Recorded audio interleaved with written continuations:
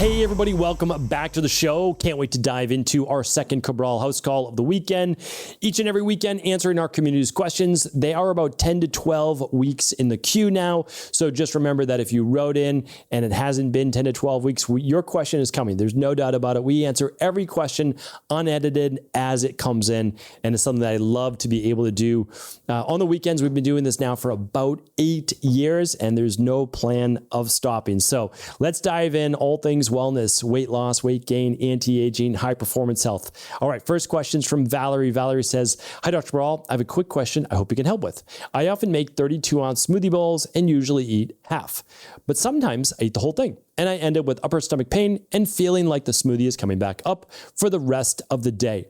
It goes away after a few hours, but my stomach feels stretched and sensitive for a few days afterwards. This only happens when I eat large amounts of smoothie, not with other foods, so I think it's the quantity. Do you think something else could be going on? Thanks so much for your answer. Okay, yeah, happy to help here. So, Valerie, one of the big things is the smoothie bowls. So one, it's cold. Nothing wrong with that. Again, not saying there's anything wrong with that. But the great thing about a smoothie bowl or smoothie is that it's fairly easy to break down because it's been blended. So that's a nice part of it. But the other thing is that the cold can slow digestion a bit, right? So the other thing is no big deal, but it's 32 ounces. So you're having a full liter, right? So a full liter of water. I got my Mountain Valley right here. Up to this line, basically what I have left, if you're watching this on video, is a full liter. So when you're talking about your stomach, I know it can expand, but right, so look at it as like the size of your fist or so, but it can definitely obviously expand. You are just filling that up, not just with liquid, but with a liquid solid, right? So like it was berries and it's protein and it's all these different things. You blended it, but it's not just water. It can't move through your stomach that quickly. It still needs to be met with at least some production of stomach acid and pepsin before it starts to move through the stomach. So there's essentially 3 parts to this. 1, it's cold.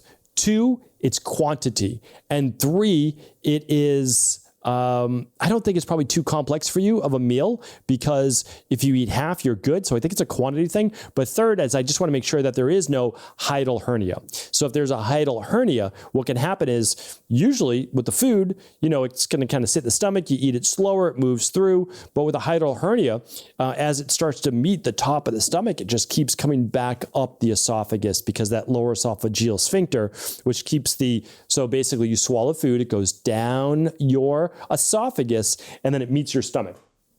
So if you're watching this on video, you can see our little demo guy here. So we swallow the food, it goes right down and it stops before we get into the stomach. And there's essentially a muscle there and then it closes. So it's a one-way street. So food can't come back up. So that is one potential issue. For me, with you, I think that, I have a 32-ounce smoothie every single day. So now, did I work up to that? Yes. And the other thing is that I also drink mine over the course of about an hour. So it sounds like you might eat yours kind of quick. That's part of it.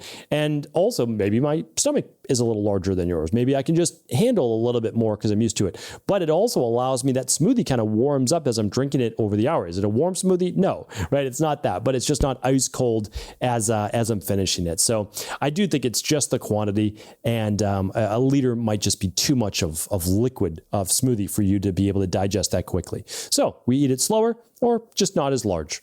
All right, Angie's up. Hi, Dr. Cabral. Thanks for your love of research in the health field. My husband was diagnosed with diabetes and wanting to help him naturally.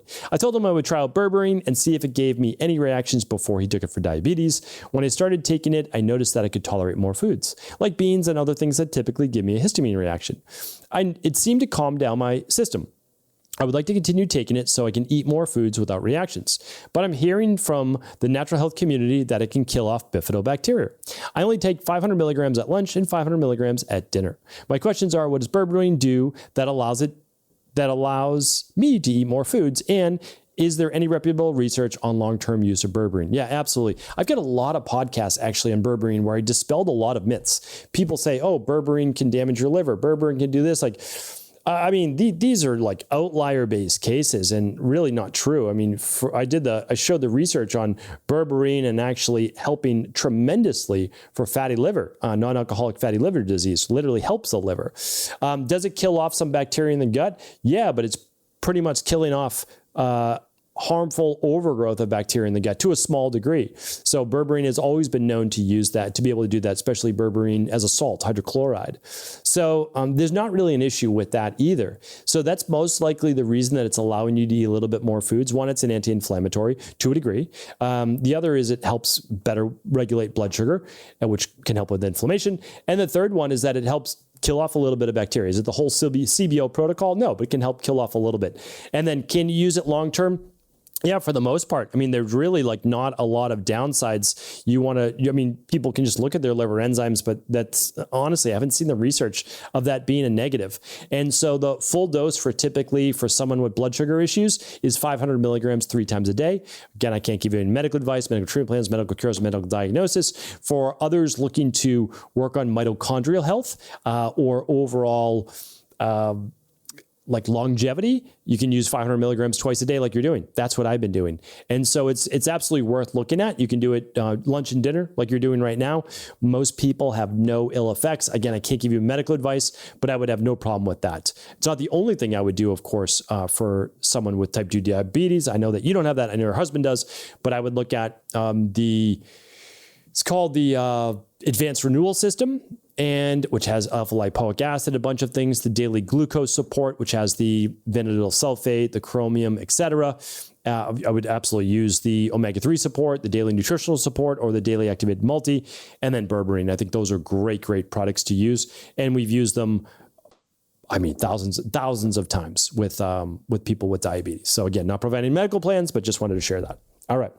Lenny's up next. Thank you so much for all your hard work and for taking the time to answer our questions. I'm a big fan of your post-workout smoothies, and my go-to recipe includes banana, spinach, broccoli, blueberries, avocados, dates, protein powder, cacao, chia, and linseeds, creatine, ashwagandha, stevia, coconut, and cacao nibs. I do feel a bit bloated afterward, but it's the best way for me to get all of these healthy ingredients in. What are your thoughts on this smoothie combination? If it's not optimal, do you have any suggestions for improvements? Thanks for all your help. Yeah, Lenny, thank you so much for writing. Appreciate the kind words as well. I mean, you know, I'm a huge fan of smoothies as well because it's just easy to digest, liquid before lunch, super simple. So I'm a big fan. And for some people, you know, we do deconstructed smoothies. You just kind of shake up the daily nutritional support powder or whatever powder you like for an all-in-one. You can have some fruit on the side if you want, or some people, which I'll be talking about on an upcoming show during the winter, sometimes they want to do oatmeal. So they just mix the daily nutritional support in their oatmeal, and then they add all those great ingredients on top. Okay, so what could be causing you bloating? You've got a ton of ingredients, like whole food ingredients. Here's the issue. When people add a lot of different powders to a smoothie, kind of no big deal a lot of the time. Why? It's been micronized down to a powder, so super easy to digest. But think about this, like you're going to sit down to a meal, and I know it's blended, which makes it way easier to digest, so I get it. But let's say you sit down to a bowl of banana and spinach and broccoli, I'm assuming the broccoli's raw, blueberries, avocados, dates, cacao, chia and linseeds, coconut, and cacao nibs.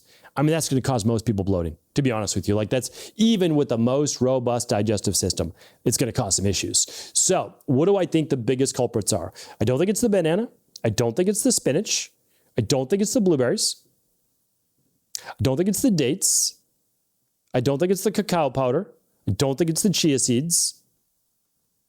Could very well be the broccoli, the coconut, and potentially the avocado. Not everybody does great with mixing a fat in with their other things like coconut, avocado. So here's the easiest way to figure this out though, Lenny, and I know it's kind of a pain, but make a smoothie, okay?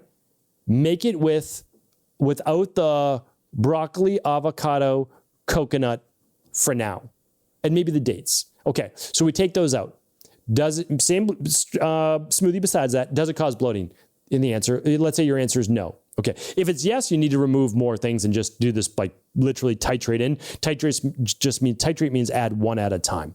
Okay, so if the answer is no, it does not cause bloating. Okay, What do we do the next day? We add in maybe the avocado. I don't think you need to add both avocado and coconut. I mean, you're adding two different types of fats. I don't think that you need to do that.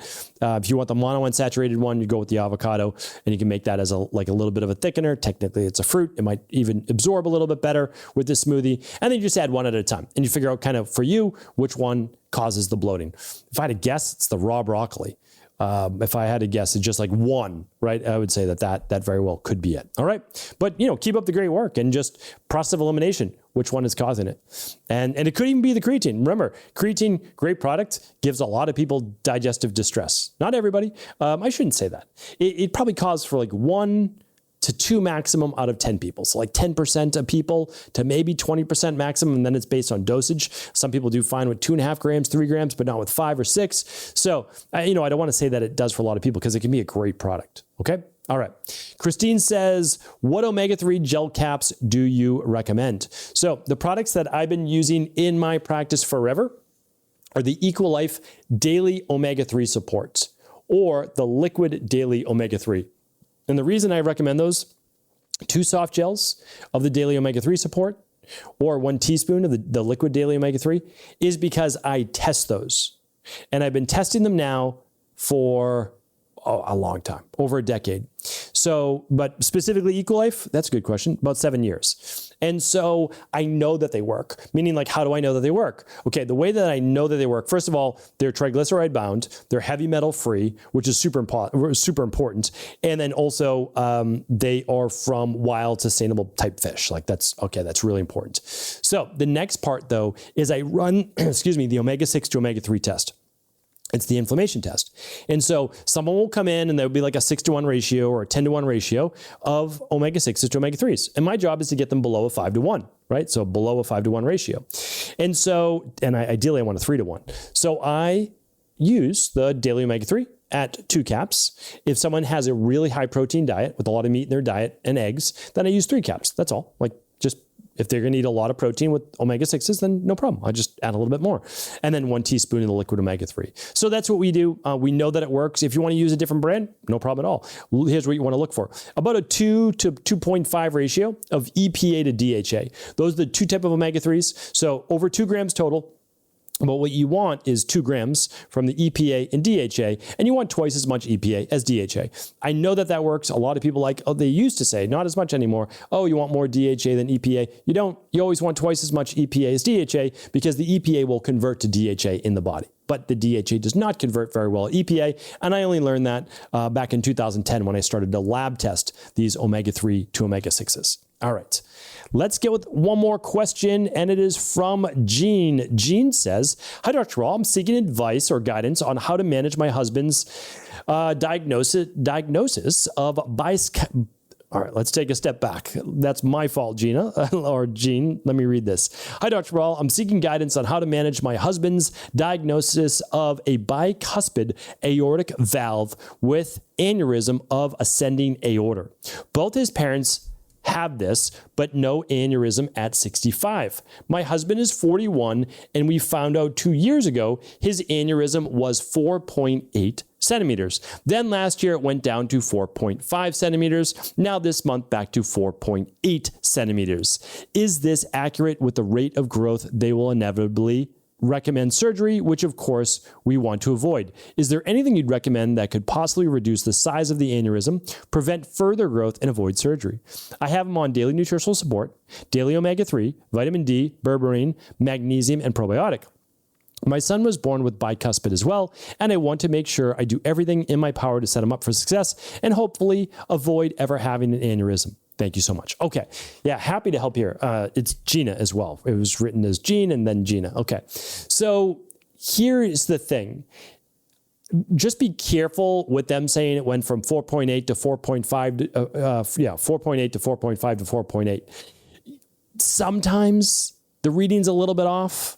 We're talking about centimeters and the decimal and millimeters. So like it's a very small number. And if you're measuring this and it just wasn't measured correctly, it could have just always stayed at 4.8. Meaning like it doesn't look like it's grown. It said it was 4.8 and then it shrunk a little bit and then it went back to 4.8 and he's potentially doing healthier things? I don't know. Like, again, I can't give any medical advice, medical diagnosis, medical treatment plan, but it may have always been 4.8. So just kind of take that with a grain of salt. When it gets maybe above a 5, you say, okay, yeah, it is really growing, but I'd be careful here.